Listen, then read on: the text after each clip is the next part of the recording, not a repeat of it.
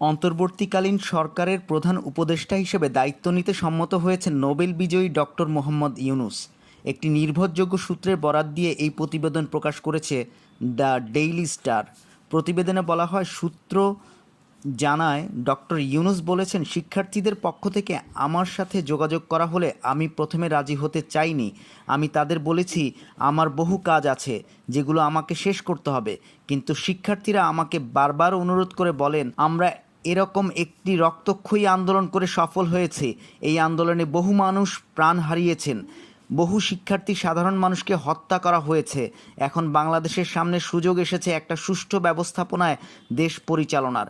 সেই ক্ষেত্রে আপনি যদি দায়িত্ব নেন তাহলেই সেটা সম্ভব। আমি দায়িত্ব নিতে রাজি না হলে সেটা আমাদের কারো জন্যই ভালো হবে না। সে কারণেই আপনাকে আমরা অনুরোধ করছি দায়িত্ব নিতে।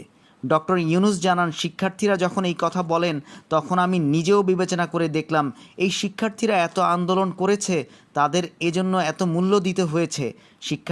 শিক্ষার্থীরা যদি এত স্যাক্রিফাইস করতে পারে, দেশের মানুষ যদি এত স্যাক্রিফাইস করতে পারে, তাহলে আমারও কিছু দায়িত্ব আছে। তখন আমি অন্তর্বর্তীকালীন সরকারের দায়িত্ব নিতে রাজি আছি বলে শিক্ষার্থীদের জানিয়েছি।